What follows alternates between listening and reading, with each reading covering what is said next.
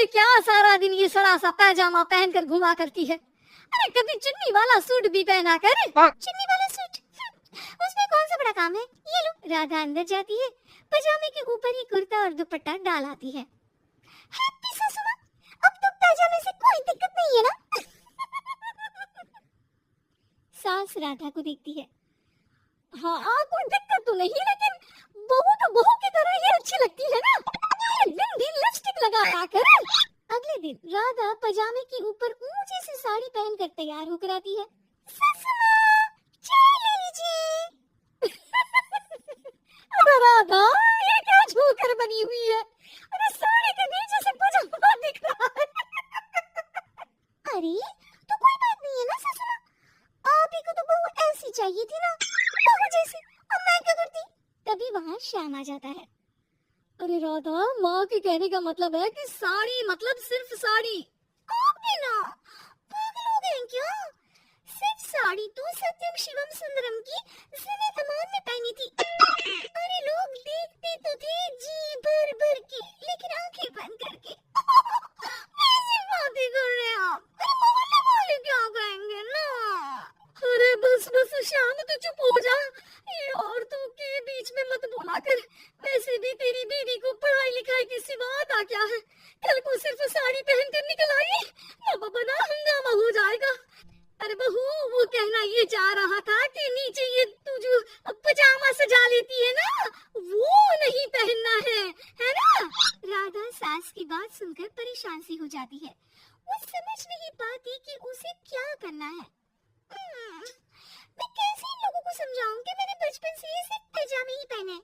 मेरी शादी के दिन भी लहंगे के नीचे पजामा ही तो था। अरे किसी को पजामे से क्या दिक्कत हो सकती है।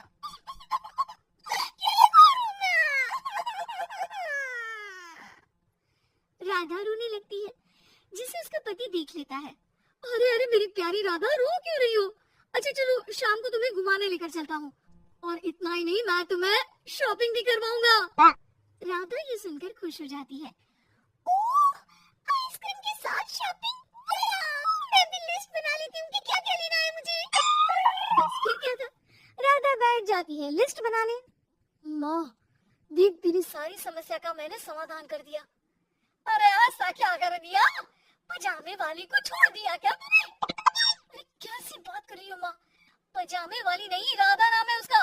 तभी डोरबेल बजती है और पड़ोस की चाची घर आती है। उनके हाथ में एक पजामा होता है। अरे मैंने सोचा कि ये कपड़ा सड़क पर गिरा था, किसी ने सुखाने डाला होगा। अब ना ये पेटीकोट जैसा था, ना ही पतलून जैसा। तभी मैं समझ गई, ये राधा बहू का पजामा होगा। तो पहन दिए ना ये। अरे चाहे पार्टी वेयर हो या फिर घर का कपड़ा, तुम्हारे बेटे की शादी के एल्बम देख रही थी, बहू ने तो लहंगे के नीचे भी पजामा पहना था। ठीक है चाची, दे दिया ना पजामा। अब पजामा बुरा मत सुनाओ, चली जाओ। चाचा जी के खांसने की आवाज आ रही है, जाकर पानी दे आओ उन्हें। अरे हाँ हाँ, चोरों का गुलाम जा रही हूँ मैं। चाची की जाने के बाद, अरे अड़ोस पड़ोस वालों को बोलकर क्या फायदा होगा बेटा। अब तो घर मशहूर हो जाना ही है पजामे वाली बहू के नाम से। तभी वहाँ ससुर आ जाते हैं। अरे वो पीछे वाले घर के शर्मा जी ने तो घर के पोस्टल एड्रेस में यही लिखना शुरू कर दिया है, पजामे वाली बहू के घर के पीछे गली नंबर 7। अरे बस बस, आ गए तुम। दुकान आज जल्दी बंद कर दी। अरे क्या करूं, ये टाइट पैंट पहनकर बैठा नहीं जाता दुकान में।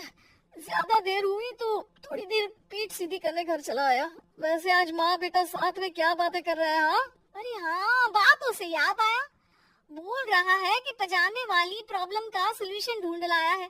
जरा बता दो बेटा, क्या समाधान निकाला है। वो मैं ना माँ आज राधा को शॉपिंग के लिए ले जा रहा हूँ। अरे बेटा क्या बात है, कितनी अच्छी बात है। हाँ माँ, इतना ही नहीं, वो तो पूरी लिस्ट तैयार कर रही है कि वो क्या क्या खरीदेगी। जब इतना खरीदेगी तो कुछ अलग तो पहनेगी ही ना। उधर राधा बाजार जाने के लिए पजामा टी शर्ट पहनकर तैयार हो जाती है। चलिए जी, मुझे काफी सामान लेना है। पति श्याम उसे बाजार ले जाता है, जहाँ राधा एक नहीं दो नहीं बल्कि 12 पजामे खरीदती है, वो भी अलग अलग रंगों के। और वो सारे पजामे लेकर घर आ जाती है। अरे आ गई बहू रानी, क्या लेकर आई हो? पिताजी ये देखिए, आपके लिए ये पजामा लेकर आई हूँ, प्योर खादी का है। पैंट लुक में इसे आप दुकान में भी पहन कर जा सकते हैं।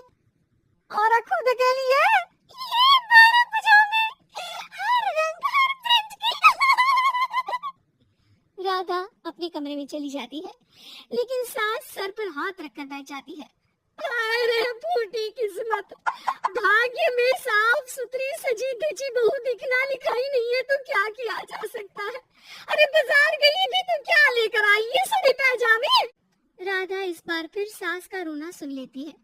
मैं क्या करूं भगवान, साड़ी में डर लगता है कि कहीं फंस कर गिर न जाऊं। माँ जी को पजामे से नफरत है, लेकिन एक अच्छी बहू होने के नाते मैं अपना पहनावा माँ जी के लिए जरूर बदलने की कोशिश करूंगी। भगवान जी। अगले दिन राधा बिना पजामे वाली साड़ी पहनकर सास के पास खड़ी हो जाती है। सूरज आज कहाँ से निकला है? अरे राधा बहू ने साड़ी पहनी है, वो भी पजामे के बिना। अरे वाह वाह बहू, तू तो राजकुमारी लग रही है। अरे लेकिन एक जगह खड़ी क्यों है? माँ जी इसलिए कि मैं गिर सकती हूँ। अरे हाँ जी, हमने तो 4 तल्ले के मकान को ठीक कर रखा था, ऊपर नीचे सारा घर संभाला था, वो भी साड़ी में। अरे कैसे गिरेगी तू? भी तो देखती हूँ, जा छत से कपड़े लेकर आ। ना माँ जी, मुझसे नहीं होगा, मैं गिर जाऊंगी साड़ी में फंसकर। लेकिन सास नहीं मानती और राधा को साड़ी पहनकर छत पर जाना पड़ता है। लेकिन जैसे ही वो सारे सूखे कपड़े लेकर उतर रही होती है तो सीढ़ियों से गिर जाती है। फिर क्या? ओह, इनको काफी गहरी चोट आई है, लगता नहीं कि... नहीं डॉक्टर साहब, ऐसा मत बोलिए। अरे सारी गलती मेरी है डॉक्टर साहब, मेरी बहू को बचा लीजिए। अरे हाँ, वो बच जाएंगे, लेकिन चोट भरने में देर लगेगी। धीरे धीरे राधा ठीक हो जाती है और एक दिन जब पहली बार वो ठीक होकर कमरे से बाहर निकलती है तो देखती है कि सास ससुर पति सब पैजामे पहनकर खड़े होते हैं।